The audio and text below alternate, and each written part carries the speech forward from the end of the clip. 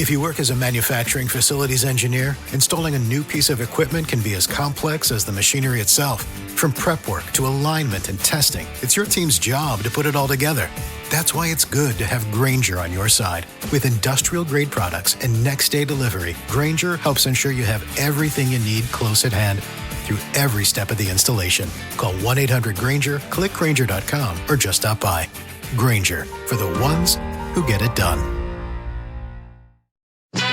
There's a town where law and order are dirty words, where you can buy a cop as easy as a beer, where the women are friendly as long as you've got the price. They call it Bucktown. Bucktown, starring Fred Williamson, Pam Grier, Thalmus Rasulala, and Tony King.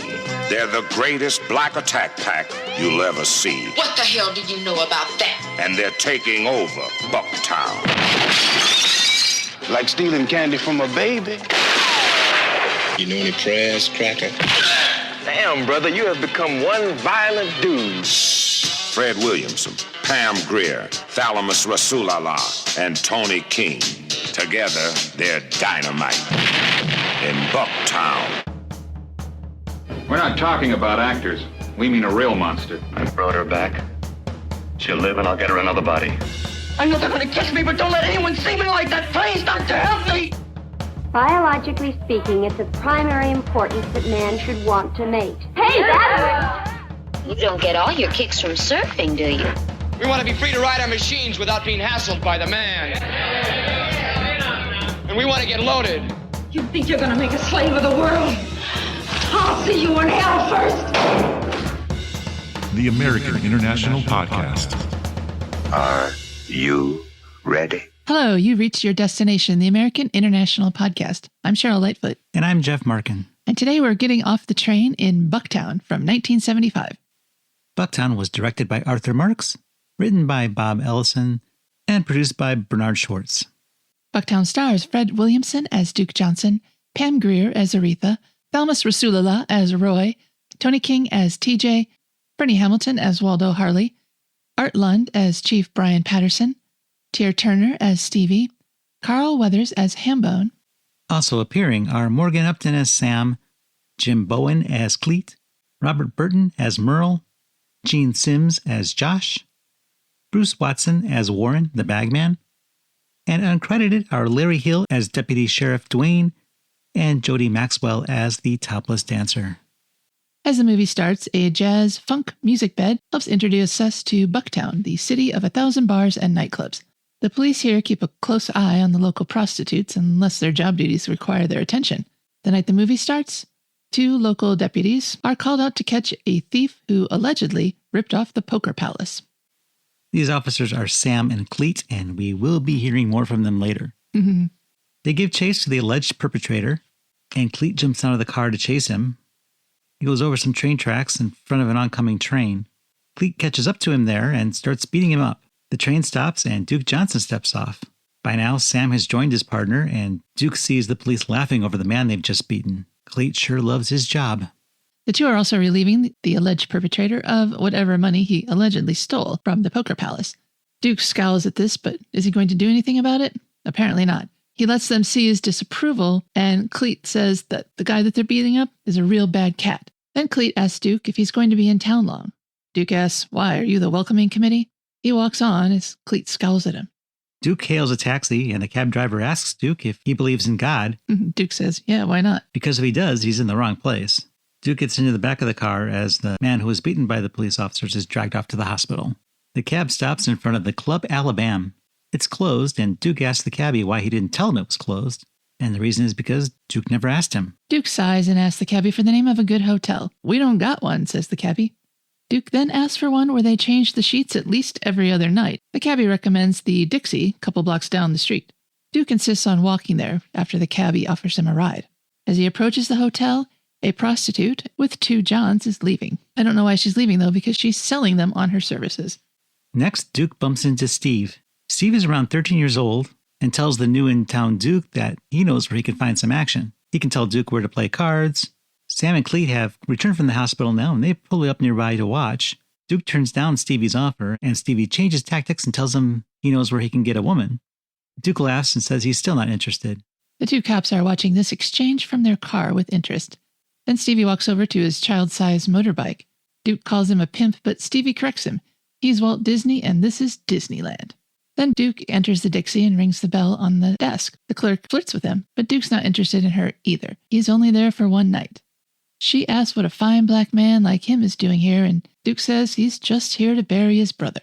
Having totally killed the mood, Duke heads up to his room, and Arnetta, the woman at the desk, calls up Police Chief Patterson at home. She tells him that a man just checked in who came into town for Ben's funeral, and that she's calling it in, just as he'd asked her to. Patterson thanks her for the intel and hangs up. Then he gets his dinner served to him by his black maid. He prays before eating, though. At Ben Johnson's funeral, Duke stands apart from the few other mourners. Stevie is one of them, along with Ben's girlfriend, Aretha, played by Pam Grier. Hooray! Also in attendance is Harley, an older man who can't stop boozing long enough to console his fellow mourners. As the casket is lowered into the grave, Aretha throws a flower onto it, then goes back to Harley, who gives her a big hug, with Stevie caught in between them. Harley goes up to Duke and asks if he knew Ben. Duke says that he's Ben's brother. Harley's happy to meet him. Ben always said Duke was the smartest one in the family, but Aretha is not so happy. Where was Duke when Ben needed him? Duke wonders what Ben needed, but Aretha snarls it's too late now. He's just here to go to the funeral, grab Ben's stuff, and go. Stevie asks if Duke is going to stay in town, and Aretha replies, of course not. She says he wouldn't dirty his shoe shine in this cow pasture. He's got better things to do, and with that, she drags Stevie to the car as dramatic music plays. I don't know why they keep calling it like a cow pasture. It's an urban setting. Duke looks confused as Aretha turns to go. Harley explains that Ben was good to Aretha, and it's the grief talking, not her. Duke understands. Next, Duke goes into town to settle his brother's estate. He signs some documents, then asks if everything belongs to him now, to use or sell or whatever. The probate officer tells him not quite. It takes about 60 days to settle an estate. Duke doesn't want to have to stay in this rat trap for the next 2 months, and the officer says they may be able to make things a little easier for Duke. They could give him access to Ben's property. Duke gets what's going on here. How much, he asks. The probate officer settles on the contents of Ben's wallet, about $39. Harley and Stevie are waiting in the lobby of the courthouse as Duke leaves. Harley is excited that Duke's going to be reopening the club. So is Stevie. He lives in the back. I think that's what they said. Duke gruffly says he's stuck there for 2 months, so what he wants from Harley is a buyer for that club.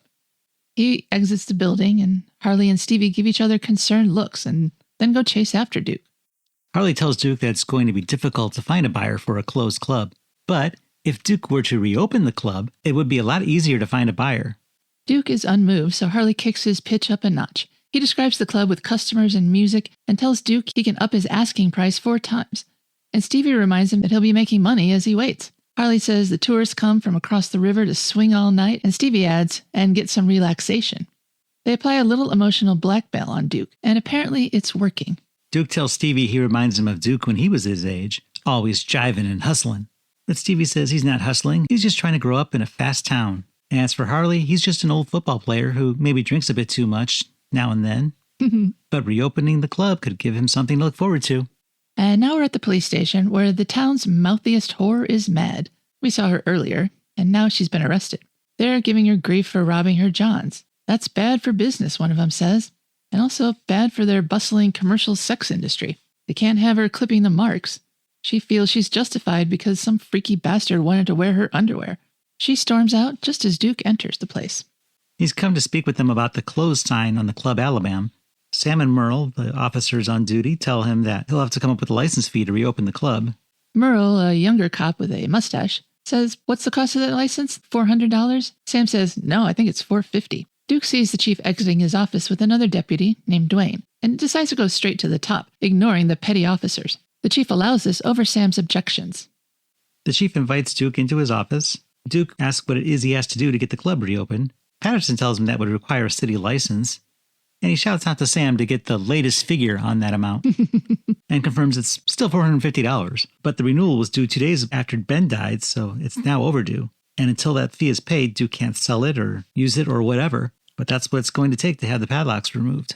The chief says as long as the green crosses his desk, Duke can do whatever he likes with the place. After a couple beats, Duke pulls out his wallet and begrudgingly pays, making the chief very happy.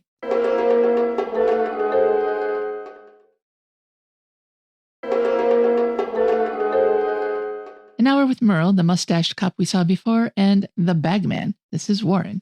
They're out on the street, and the Bagman is shaking down someone who's standing in front of a club. And then they both go to the Dixie Hotel. Warren, the Bagman, immediately runs upstairs and knocks on a door. The door opens, and a prostitute named Cleo, very pretty, lets him in. Cleo has an envelope. She's rubbing it all over her body. Warren, the Bagman, is extremely turned on by this. And even though she apparently likes this strange-featured fellow, she pays him anyways. Then they get it on, and both of them seem really into it. Next, Harley bursts into a bar to tell everyone that the Club Alabama will be reopening, which is a little confusing because this bar appears to be the Club Alabama. And people are drinking there, but we just have to move on. Aretha is sitting at a table, and Harley joins her. And she's surprised that Duke has decided to reopen the club. Harley tells her that he'd convinced Duke by telling him how much money he was going to make. He'll stay just long enough to find a buyer, Aretha snorts. And Harley asks her why she's always so cold. Duke is Ben's brother, so she should show him a little respect. But in Aretha's mind, Duke is just another guy from the big city, and she's met 100 guys just like him, and they're all the same.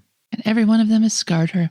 Clete and Sam roll up on the same block where Merle and the Bagman are walking by. Apparently they've left the Hotel Dixie. Warren the Bagman is waxing rhapsodic about his time with Cleo, but Sam says that if he weren't the chief's cousin, Cleo wouldn't so much as look in his direction. Merle wonders if the Club Alabama, now open and conveniently across the street from where they're parked, should join the protection racket that they've got going on. Clete tells Bagman to stay with Sam as they go in to sign Duke up.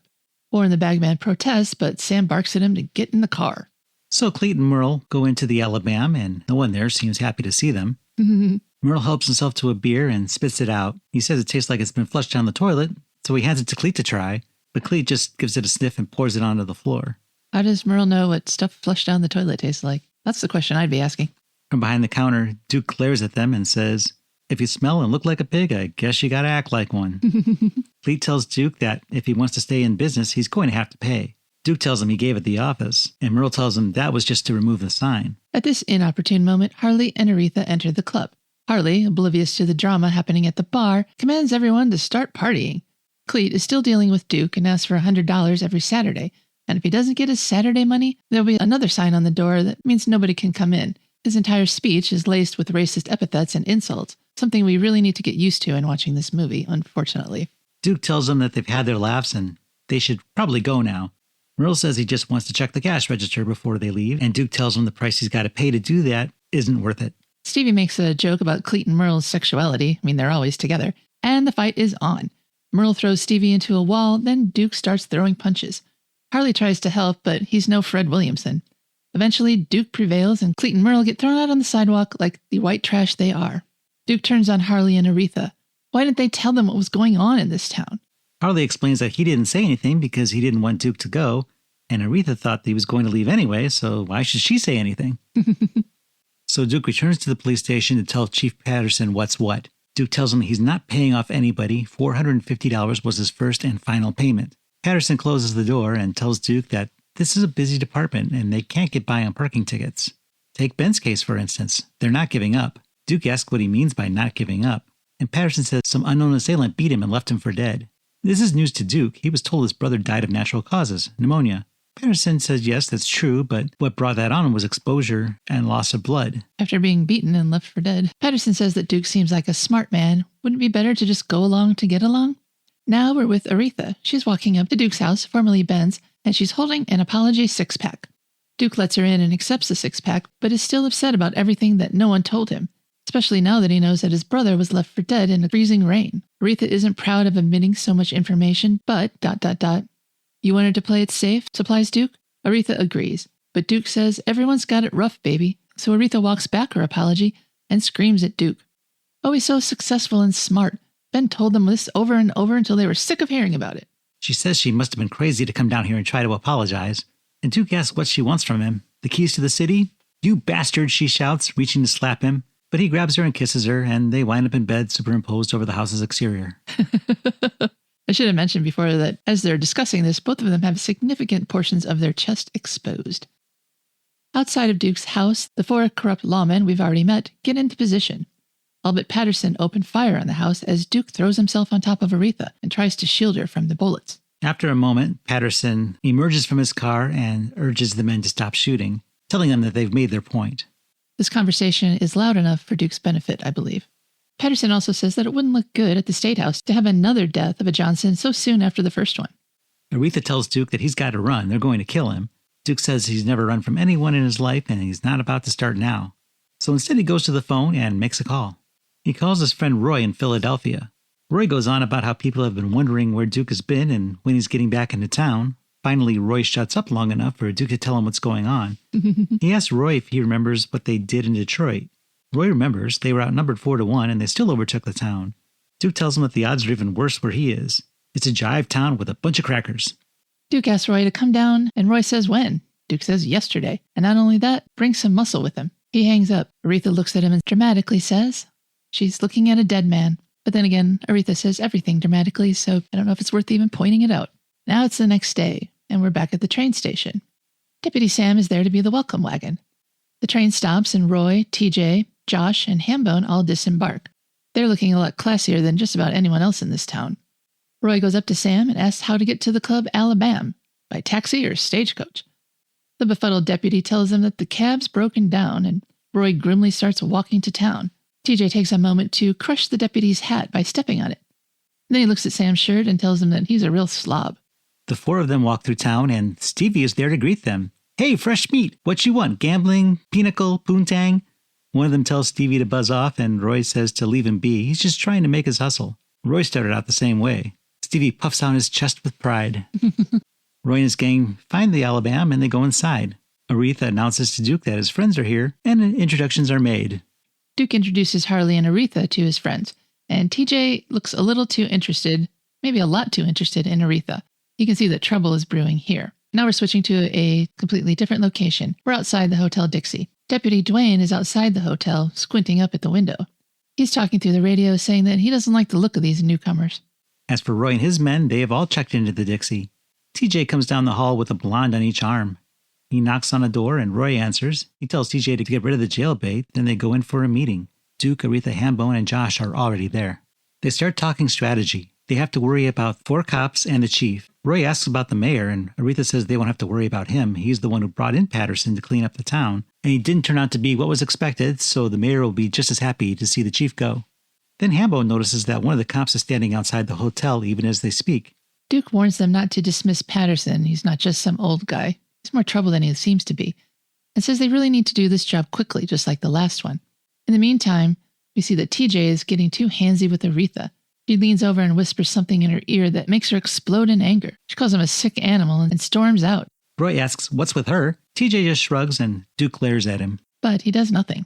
Outside, Deputy Sam and Chief Patterson are also in attendance. Sam marvels that anyone could stay in that hotel for 4 hours straight. Sam's worried about the newcomers, but Patterson says not to fret. They're the law, and by the way, God's on their side. Okay.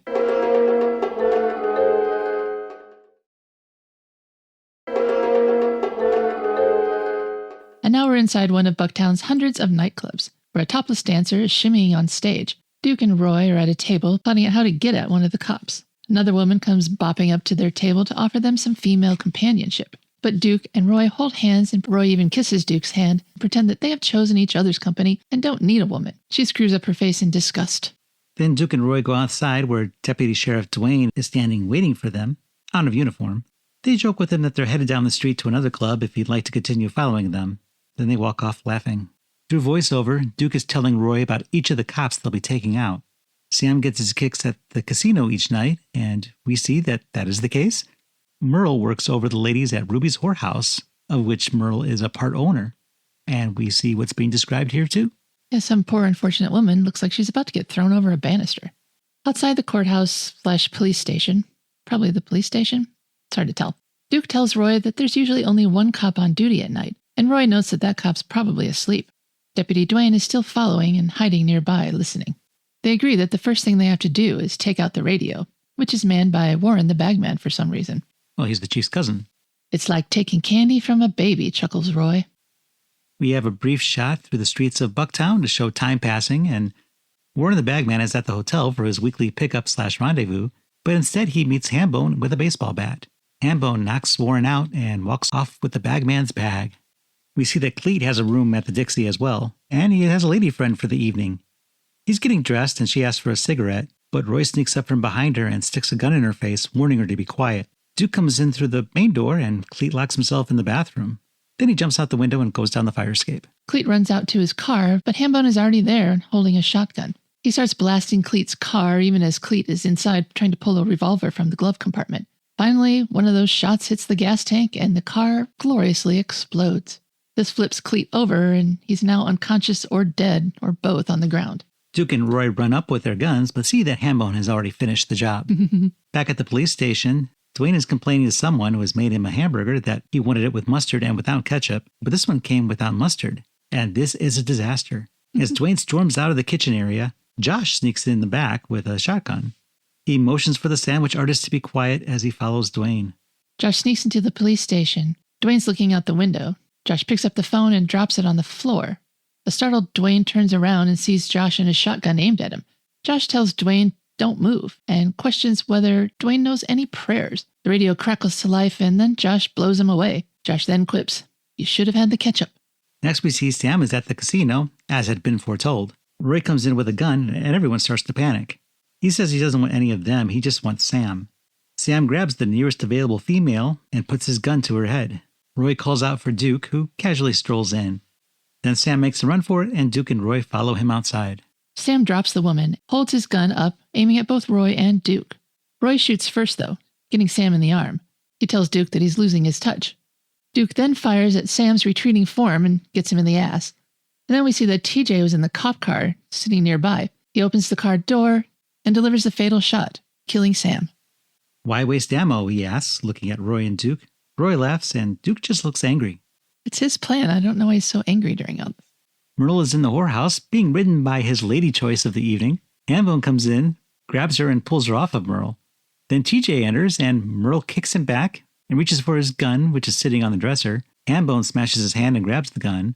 TJ holds Merle still as Hambone shoots him dead. And though I described it, it's really a lot more complicated than that. Yeah, we watched it about 5 times and we are still not sure who shoots whom. We see a hand holding a gun, firing, and somehow it hits Merle, even though it's nowhere near him. Moving on. Merle falls next to the mattress, gripping the covers and grimacing weirdly as his body slides to the floor. TJ cracks his gum and nods at Hambone. It's time to go. And now it's time for the last one. Roy and Duke infiltrate the bedroom of the sleeping chief. They both draw their guns and position themselves on either side of his head. They cock their weapons, and the noise makes Patterson's eyes fly open. "Rise and shine, Chief," says one of the men. "The war is over," says the other. They bring the chief to the jail, which is now under the control of Duke, Roy, and company. Poor guy's in his jammies. They discuss what time the chief's execution should be scheduled. Sunup is too early.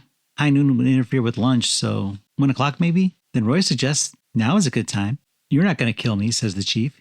He goes on to say that the state troopers will hear about this, and they're going to have the mayor tell them that they've locked up the chief for breaking the law.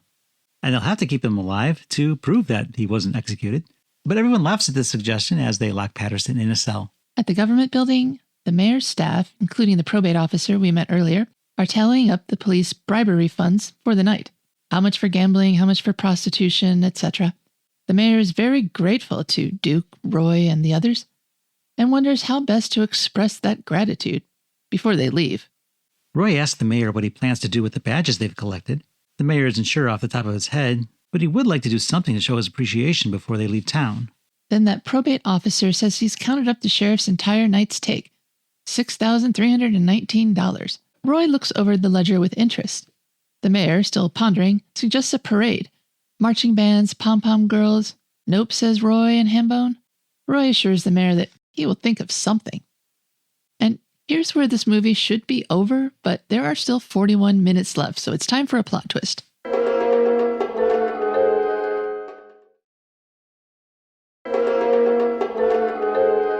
Aretha bursts into Duke's house. He's in bed and she tells him to get up.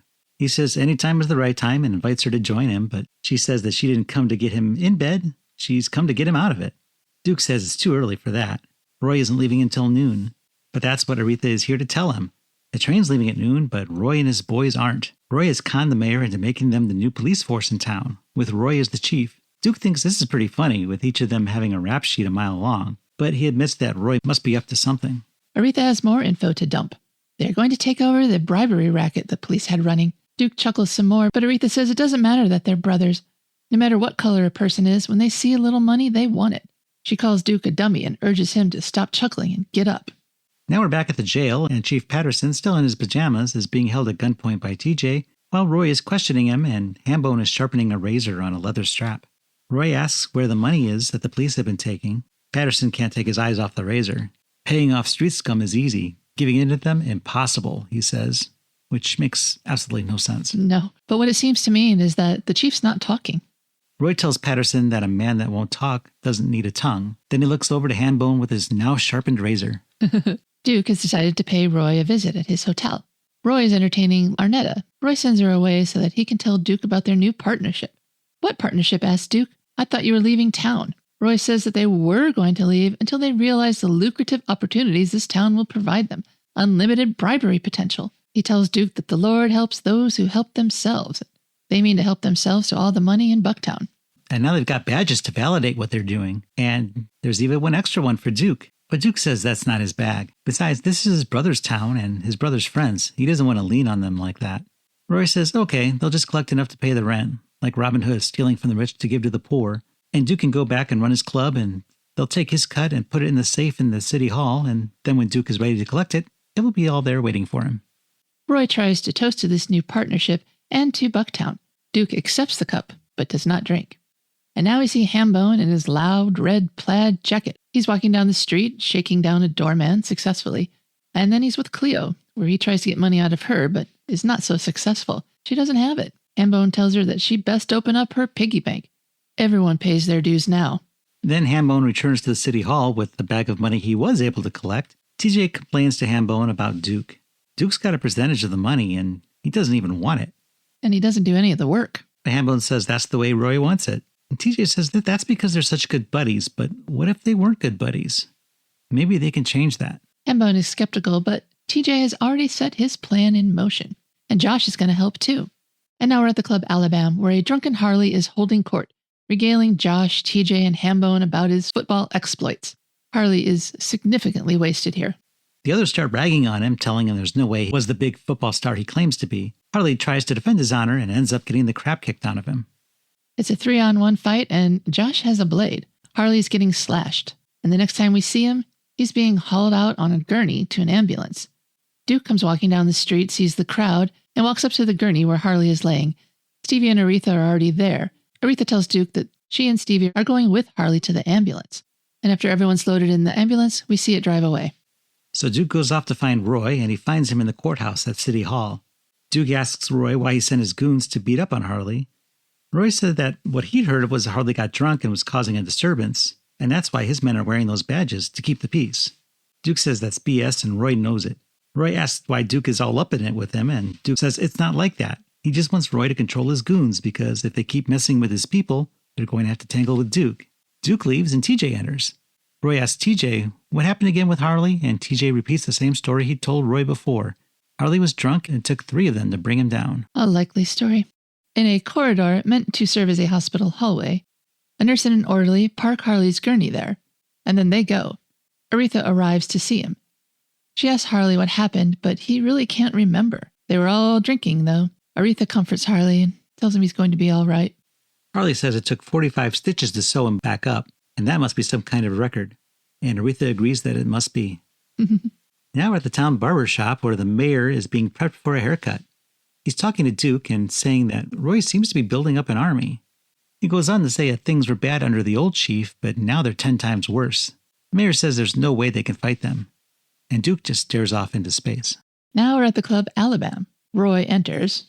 He spies Aretha, who's sitting in a booth, singing weirdly to herself, apparently trying to keep time with whatever song is on the jukebox. Roy asks Aretha if he can join her, and Aretha acquiesces. Roy thinks it's time for Duke to leave Bucktown, with all the money he's earned so far. He suggests that Aretha can go with him and they could live happily ever after. And if I'd rather stay, asks Aretha. To Roy, that sounds like a win-win scenario, because if the latter were the case, he could make her a proposition that could turn out to be for her benefit. Aretha says, well, what if we both decide to stay? And Roy says, it won't be pleasant for you, or him. Now we see a police car parked outside Aretha's home, or Duke's home, or both. Aretha's inside in her underwear and is in plain view of Josh and TJ. TJ tells Josh that he's going to enjoy this, whatever they're about to do. Josh isn't sure this is a good idea. But TJ says that it will work, and that Duke will just think that Roy set all this up. TJ bursts inside the house and smacks Aretha, who flies across the room. Duke appears out of nowhere and tells TJ he's going to break his arms, and his face, and his legs, as he slaps TJ repeatedly. Duke throws TJ outside, and Josh is there, gun drawn. But Duke has his gun too. Josh asks, "Aren't we friends?" Duke tells him to get TJ out of there, and they both leave. So next, Duke runs over to the Dixie to confront Roy. After getting rid of Roy's current lady friend, Duke has Roy sit down and tells them that he called Roy in to do him a favor, but then he took over the whole town. And it's worse now because they're brothers. And now Roy sent his punks after Harley, and then he sent them after Aretha. Roy denies this, but Duke tells them that if they cross him again, he'll plant them in their own stink. Roy tells Duke that he's been acting weird and won't even accept the money they put aside for him. Then Roy reminds him that he's running the town, and he's got the mayor and everyone else by the balls, including Duke. So if anyone is going to be leaving, it's going to be Duke. Duke tells Roy that if that's the way it's going to be, then all bets are off. Duke leaves, and Roy picks up the phone and calls TJ. Roy says that from here on out, everyone pays, so lean on him. At the club Alabama, Harley has returned, his arms in a sling, and Aretha and Stevie are also there. Harley sits at the booth across from Aretha and Stevie. Aretha says Harley's supposed to be resting at home, but Harley says he'd rather be here with his friends. Aretha gets up to take care of business. She is the waitress there, after all. At the courthouse, Duke quietly breaks in. He runs up the stairs for the safe is stored. In another scene, we see TJ, Josh, and Hambone entering the club Alabama. TJ is holding a gas can, and Aretha tells Stevie to go send word to Duke. Stevie doesn't know where Duke is, so Aretha whispers his location in his ear, and Stevie leaves. Hambone says they have a special message for Duke, and TJ dumps gasoline all over the bar, and then Josh lights a match. Josh says it only takes one little match. In a very ominous tone, Aretha calls Josh a bastard and attacks. TJ grabs her, and Aretha bites his hand. Harley joins the fray and gets a gun butt to the belly. Then they arrest Harley for assaulting a lawman. They drag Harley out as Aretha screams out, "Harley!" But she's helplessly restrained by TJ. Now we're with Stevie, who sneaks into City Hall via an access panel, or something. He runs up to find Duke, exactly where he is. He tells Duke to come to the club Alabama. Aretha needs him. Duke asks how many men are out front, and Stevie says just one. So they sneak out, and Duke knocks out the one guard, a man we've never seen before, but is apparently now working for Roy. And then they head off to find Aretha. When Duke goes into the club, he sees Aretha there alone with a can of gasoline. He asks her what's going on, and she fills him in. She says Roy's his friend, and Duke can talk to him and get them to release Harley. But Duke says, not anymore. Aretha tells Duke that he can't go to the jail alone. There'll be 5 or 6 of them there. But Duke says he has a plan to even the odds. Aretha remains skeptical, though. Duke exits the club Alabama, finds Stevie, and asks him if he can get him to that armory across the river. Stevie says, oh yeah, he can help him find it, and they get in a car and drive off. Aretha finds Roy, apparently in a parking garage, and asks Roy to let Harley go. Roy tells her that this is all Duke's fault, but Aretha says he can't take his disappointment in Duke out on Harley. She says that Duke doesn't want to go against Roy. He's called Roy his friend. And Roy admits that he and Duke were tight, but that came from respect and living in streets and knowing how things are. But Duke's head is in a weird place right now, he says. He tells her that if she can show him anybody who cares about anybody else, he'll show her a fool. Roy is hung up on validating his criminal tendencies and is lamenting that Duke wants no part of this. Aretha calls him out for letting his ego destroy his friendship with Duke. She tells Roy that she wants to love Duke, not bury him. But Roy says that everyone's the same.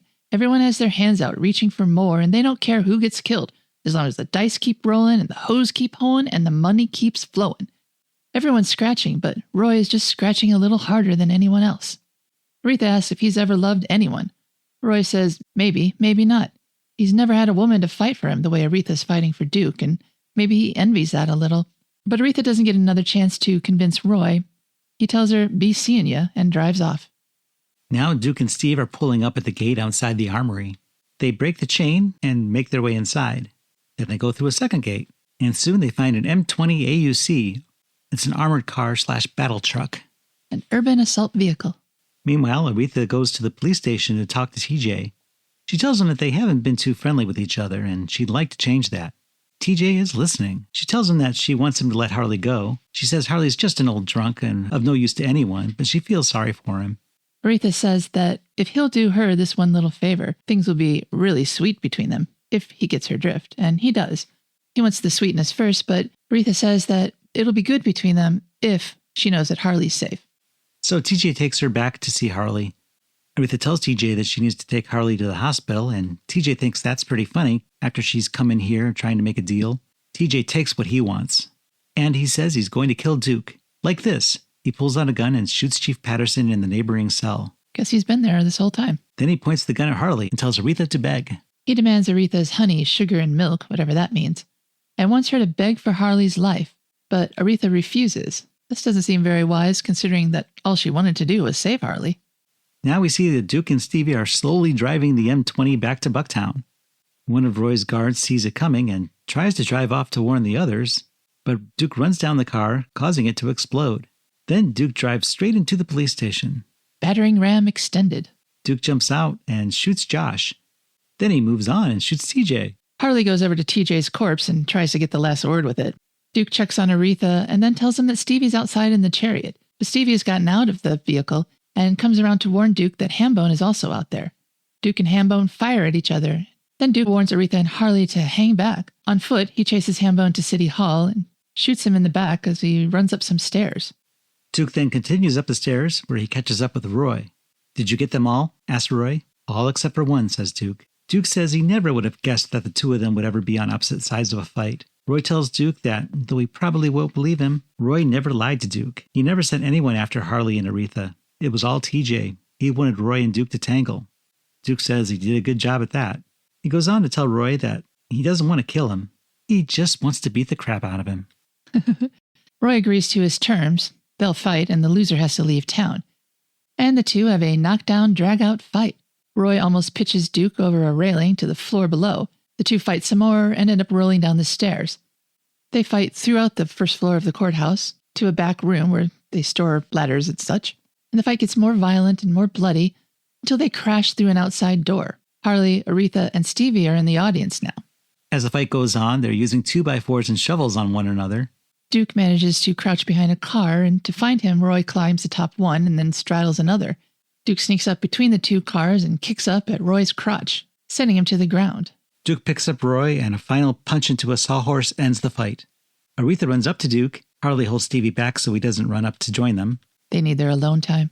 Aretha helps Duke limp off, and Harley tells Stevie to get some sleep. They both have school tomorrow. Stevie objects to this, but Harley asks him, "Don't you want to be somebody?" Stevie says he is. He's a man. And then as the credits roll, we watch Duke and Aretha stagger home as the Bucktown theme song plays. And that's the end.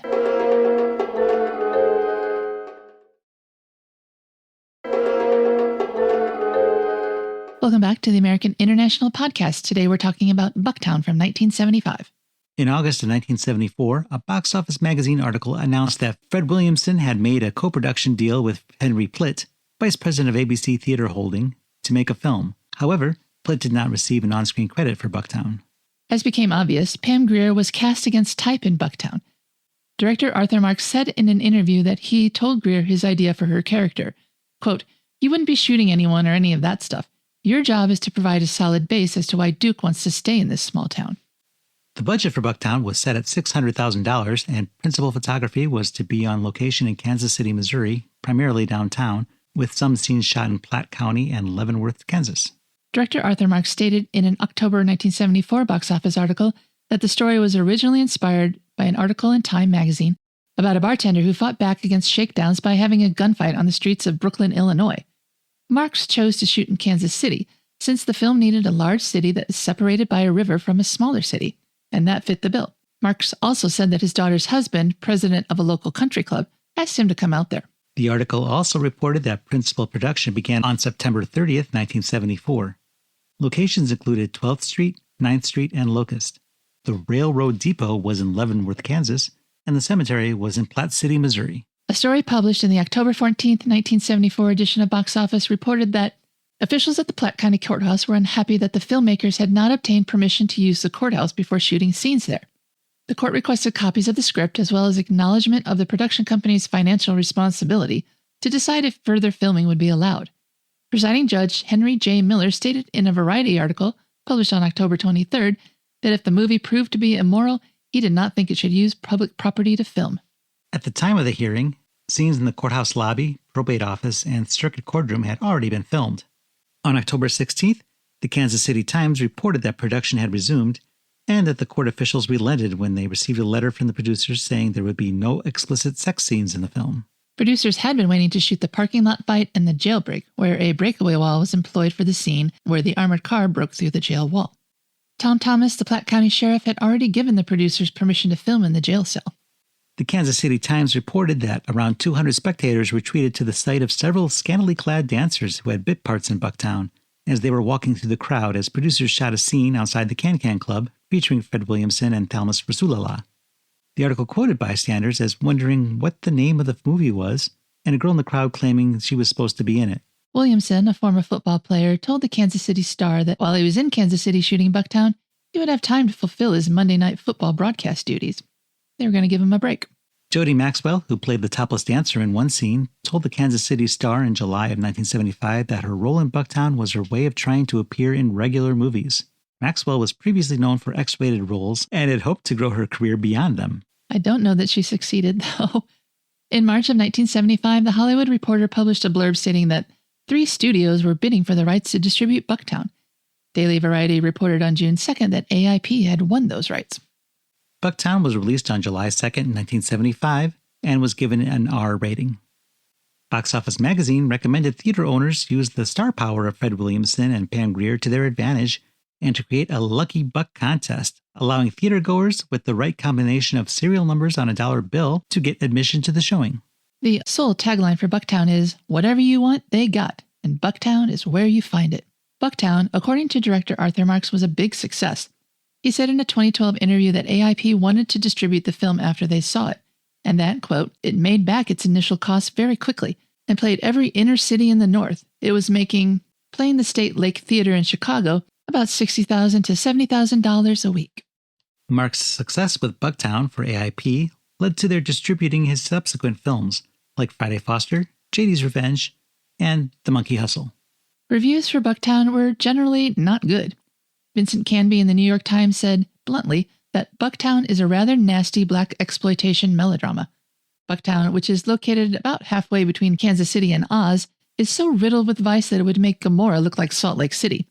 There may be a point here, but it is a very tiny one. Joe Plataki in the Philadelphia Daily News had nothing good to say about the blaxploitation genre, calling it the most dubious of the new movie genres. He said Bucktown has nothing to do with current black life. Bucktown, directed by Arthur Marks, usually a good B-movie sleaze director, is about sleaze, period.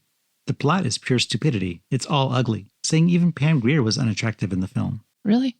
Marie Beach in the Richmond Times-Dispatch disagreed on the aesthetics of the 2 leads, saying, quote, "starring the handsome Fred Williamson and the equally attractive Pam Grier, Bucktown sticks in a moral at the end, but that's a cover for bloody, lacerated, beaten bodies." The review in Newsday warned moviegoers that anyone interested in blaxploitation movies and their attendant mythologies will want to know that Pam Grier doesn't deliver a single crunching knee to the groin in Bucktown.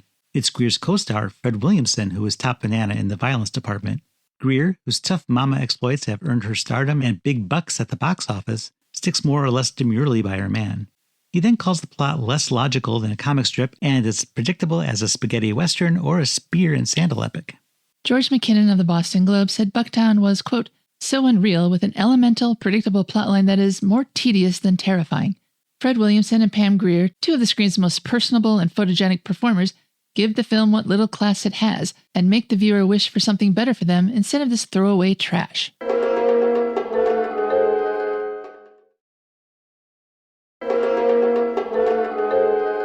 I didn't quote it, but I did find another review that said it was a pretty good example of the genre. Do you think this is a good example of the blaxploitation genre, Jeff? I don't know if it's the best example, but I did think this was a fun movie. I don't think it had the bleakness that some of those blaxploitation action movies had. There was a little bit of bleakness. I'm not saying it wasn't bleak. I think it was the city lights. The town's really lit up and it's bustling. Yeah. Looks like it's the destination for anyone who wants to go to a club. And that's why they have to have 70 or 80 of them on one street. This isn't the projects. It's a small community, but it's a busy community and it's a tourist town. Everybody's employed one way or another. It is weird that the chief industry in town, though, is the entertainment and hospitality industry. This is not, some small town. This is a big city. And we basically spend our time on 1 or 2 blocks. And every single building on the block is a club, a bar, a hotel, a theater, something. There's a casino and a whorehouse. It has everything. And a bustling tourist industry, apparently. It's all bars and clubs and strippers and prostitution. It's just the gambling. flow of money flowing upward. Well, that's life. So yeah, I think it did have busy element to it that didn't seem bleak at all. The bleakness was in the people. First, our group of cops who are definitely corrupt, and we don't mention it, but they're so racist. I learned 14 new slurs watching this movie. Not really, but everything they say is a slur. And every time they're taking out their anger on somebody, it's on a black person. So this town seems to be about 50-50 black-white, and the black people bear the brunt of all this violence from the police. But then the movie flips it. When you think that it's just going to be about Duke cleaning up the town, well, he has to clean it up again because the people he called in are worse than the people he just got rid of. And I thought that was a great twist. I think it's a great twist if you watch the movie once. There's a lot of weird stuff going on in this movie that you notice on a second playthrough when you're taking notes. Right. And most people aren't going to do that, luckily for them. Yeah, there are a lot of things that really didn't make sense. I don't know why they thought Duke was going to suddenly change into a corrupt person when the plan was clearly for them to just let him and everyone else go about their business untouched by the police. The police killed Duke's brother, and that's why he wanted fatal vengeance. But he didn't want them to ruin everybody's life. He was trying to help everybody. That Roy didn't see this? I mean, are they really friends? Didn't seem like it. Just seems like they're people who fought next to each other once or twice. So I thought that part of the movie could have been made clearer in the script. Well, Duke let Roy kiss his hand, and I'm sure he doesn't let anybody do that. So I think they were probably friends. I know, but if they were, then wouldn't Roy know him better than that? Duke does what he has to do to survive, but he's not out there trying to make everyone else's life worse so that he can enrich himself. He just wants to run a bar. Right, Duke just doesn't seem like the kind of guy who would be hanging out with Roy. No, he really doesn't. Which is funny because like both the actors, Fred Williamson and Thalmus Rasulala, are great actors. And they seem like they would really be friends in real life. They're both strong men. They're both, attractive and cool. But here they're just so opposite each other. It's hard to see them as friends. You mentioned the racist cops. And the scene Clete and Merle go into the Alabama the first time and confront Fred Williamson, that takes guts or stupidity. I would never say anything derogatory about Fred Williamson, especially right in front of him. And with all his friends around, there's only 2 of them, and Duke's in his element. Yeah, Fred Williamson is a big guy. When I first saw him, I thought he could beat the crap out of Slaughter because we just did that movie a couple of weeks ago. And you were like, yeah, he could. And geez, I'd be scared to death to be on his bad side. But he also seems like a really great guy. I would absolutely want to be on his good side. Not out of fear, but because he seems awesome. Well, what about Pam Grier? Do you agree that she was just a damsel in distress in this movie? I think she was a damsel in distress, and she's really fun to watch in here because I don't know if she's overplaying her part, but she's definitely into the drama of the part. I think I mentioned that Pam Grier starts at 11 in this movie and then just goes up from there. I don't think she was a damsel in distress. I know she got in trouble, but she was very proactive. She was the one that got Duke when Roy changed his plans. She was the one that had all the intel. She didn't just wait at home for Duke to do something. She went to the jail cell to flirt with TJ to try and get Harley released. She went to Roy to tell him to leave Duke alone because she wanted to love him, not bury him. So she may not have had a gun. She may not have been kicking ass, but she was brave and she was strong. So I don't think it's fair to call her just a weak damsel. But it is not how we're used to seeing Pam Grier in movies. So that was definitely hard to take. I would have loved to see her get a little more forceful to have a weapon and to help out in a more significant way than she did. Well, it was kind of cool that she didn't have a weapon and she was able to contribute as much as she did. That's true. I mean, to keep confronting these people, well, first she tries to reason with them. But then when she goes to TJ, she's willing to do whatever it takes. Maybe. I'm sure she never intended to get with TJ. I'm sure she's going to figure out some way out of it. But the important thing was to get Harley out of jail. Right. Anything could have happened. It would have been more satisfying to see her kill TJ, though, I think. She could have just, for that one moment, had a gun and blown him away. He deserved it. My favorite scene with Pam Grier is when she's sitting at the booth and the playing music on the jukebox and she's snapping her fingers to some totally different song. And it's just because they had temp music playing and she was keeping that beat. but it looks so bad when whatever song they wind up playing, it doesn't match at all. And there are a lot of funny moments in this movie. That makes me like it a lot more. It isn't all just beatings and shootings and prostitution. There's a lot more happening here. And some of it's kind of cute. A couple explosions, that's always nice. Yeah, that's fun. When they go and get the M20, that part is spoiled in the trailer. Yeah. And that's a shame because it's not really in the movie very much. I would like to see that used more. Mm-hmm. Yeah, they just broke through the jail cell and he's going to run over more people than he did. He just got the one guy that didn't even have a name. And it was fun seeing Tierre Turner again. Yeah, he had a very similar part, or would have a very similar part in Friday Foster as Friday's brother. Pam Grier's little brother. And he had 3 movies for AIP in 1975. Besides those 2, he also appears in Cornbread, Earl and Me. Yeah, we'll be watching that soon. He's got a fun personality. He's really cute. He's just got so much sass and attitude. He's perfect for this. He was perfect as Friday's brother, too. He was more fun than she was in that movie, and that's saying a lot. And also who would appear in Friday Foster is Carl Weathers, who here was Hambone. And there's a scene where he's picking up money and through town. He's wearing this red plaid suit, and it's almost the same suit that he wore in Friday Foster when they're at the fashion show. Fashion show, yeah. It's just as ugly, just as loud. And he was trying to be inobtrusive in that fashion show scene. Yeah, he wasn't any more subdued in this film. No, but he didn't need to be. He was the law, and he had a gun, and he could shoot anybody he wanted without consequence. So he could wear whatever the hell he wanted. I was kind of surprised that so many people did not like this movie in the movie reviews that I found. I thought it was fun, and maybe it's because this is a different time and place than the reviewers were at, but I liked it. And before I give my grade, I'd like to hear yours using our AIP scale, where A is awesome, I is intermediate, and P is pathetic. Before I give it a grade, I want to talk a little bit about what this movie is covering. It's covering corruption within the community, and it shows how you can make changes to this corruption by getting rid of the corruptors, but they're only going to be replaced with other corruptors. Absolute power corrupts absolutely, as they say. And in that regard, it might serve as a warning to some people. Did it? If anybody bothers to look at it closely enough. They definitely should. As for the film itself, I thought this was a lot of fun. It's not a town I would visit as a tourist, but I don't mind watching it within the confines of a film. It was fun seeing these actors work together. Fred Williamson and Pam Grier and Thalmus Rasulala, Tierre Turner returning, and this is our final film we'll be watching with Carl Weathers.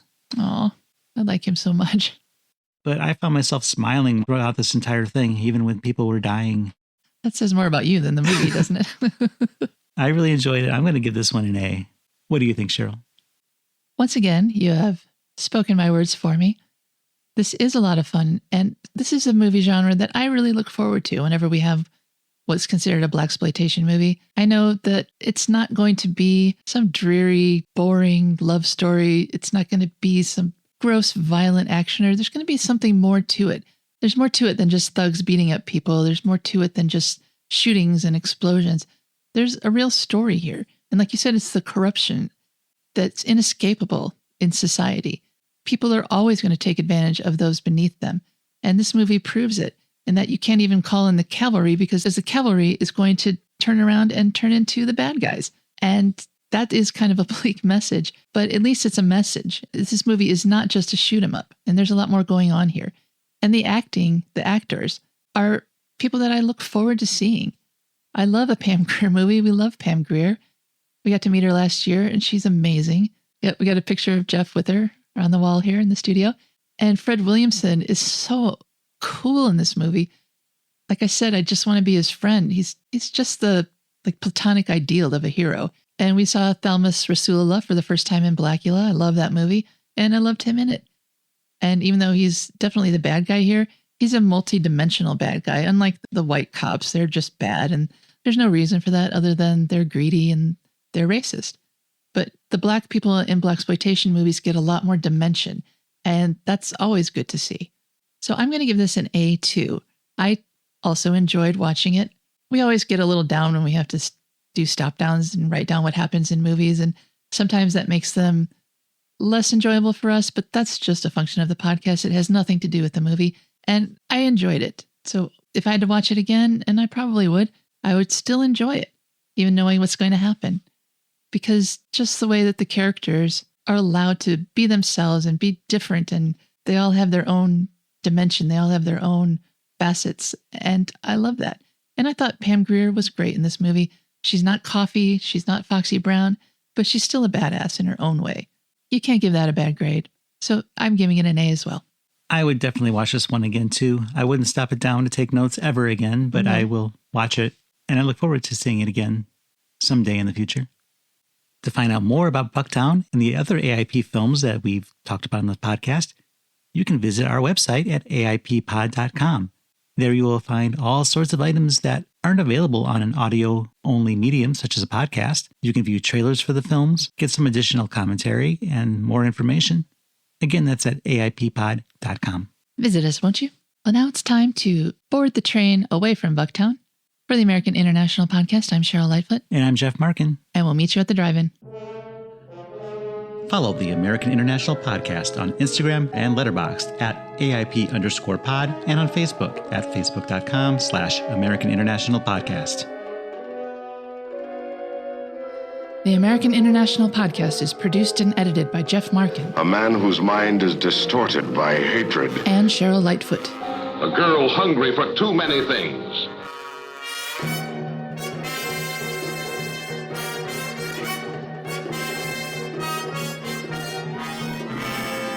The American International Podcast is part of the Pop Culture Entertainment Network.